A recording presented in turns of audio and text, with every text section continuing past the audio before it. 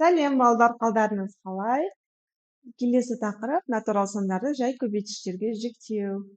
Бұл тақырып сіздерде екінші БЖБ-да келетін тақырыптардың екінші түрі, яғни мына тақырыпты меңгеру маңызды. Сол үшін қарайғы, натурал сандардың жай көбейтіштерге жіктеу үшін бізде білеміз ең кіші жай сан ол бізде 2.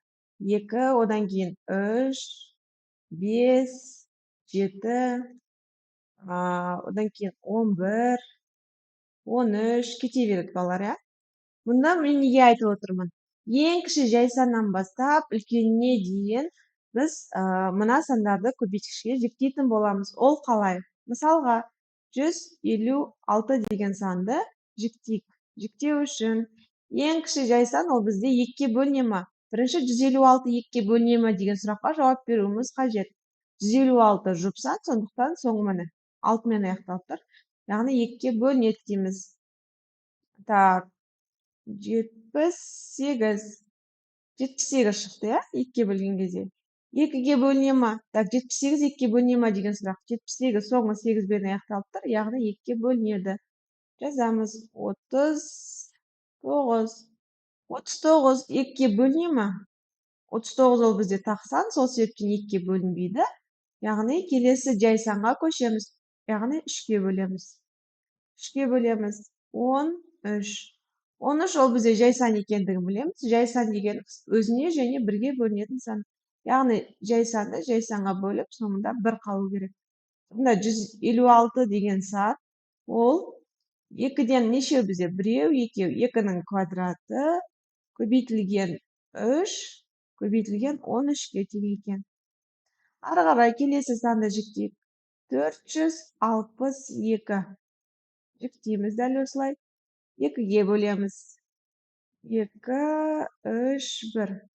131. 231. 231 2-ге бөлінбейді, себебі соңы 1-мен аяқталып тұр. 1 ол бізде тақсан, сол себептен 2-ге бөлінбейді. Цифрлардың қосындысын қосайық. 2-ні 3-ке қосамыз 5, 10-ны 1-ге қосамыз 6. 6 3-ке бөлінеді, сол себептен 3-ке бөлеміз. Так, 77 шығады. 77 3-ке бөлінбейді. 5-ке бөлінбейді, келесі 7-ге бөлінеді. Келесі жай сан 7, сонда 11 шығады. 11 ол бізде жай сан, сол себептен 11-ді 11-ге бөлеміз. 1. Ол кезде 462 деген сан, ол 2 көбейтілген 3 көбейтілген 7 көбейтілген 11-ге тең екен балалар. Келесі 1008 бөлеміз 2-ке. 504 шығады. 504 соңы 4-пен аяқталып тұр, 2-ке бөлінеді. Так, 2,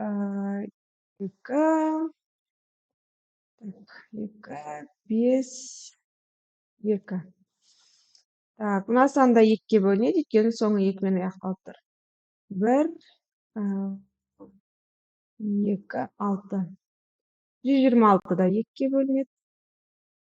63. 63 2-ке бөлінбейді, себебі 3 ол бізде тақсан.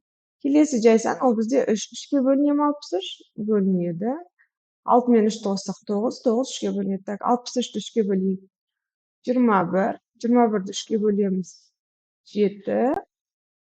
7-ні 7-ге бөлеміз. 1. Яғни 1008 деген сан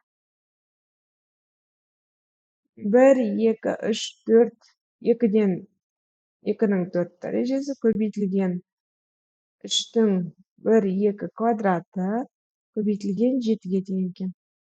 Ары қарай келесі сан 1872 саны. Бөлеміз. 2-ге бөлеміз. 9, 3, 6. 936. Ары қарай тағы 2-ге бөлінеді. 2-нің соңы 6-мен аяқталып тұр. Так, 4, 12 болу үшін 6-тан берем. 6, 468. 2-ге бөлем. 2, 3, 4. 2-ге бөлем. 1, 1, 7, 2'ye bölünüp baksa. Цифрлардын косиндиси канча? 1'ди 1'ge косам. 2, оған 7'ni косам 9 3'ge бөлүнөт ягни. Так, 3'ge bölünүү үчүн 3, 9, 3'ge bölünүүдө 13, 13, 1 болот. Сонда 1872 деген сан балдар 1, 2, 3, 4, 2ден 4 штук көбөйтүлгөн 3'түн квадраты көбөйтүлгөн 13'ке тең экен. Жакшы, ары карай эки санды 2080'ди және 4545'ти комментарийде жиктелүүн жазсаңыз болот. Ягни тек гана 2000 мисалга 2080 тең кандай сандардын көбөйтүүсү? 2 көбөйтүлгөн дальше солай жазабыз. Сону комментарийде күтөмүн. Жакшы, сау болуңуздар. Такырып түшүнүктүү деген ойдамын,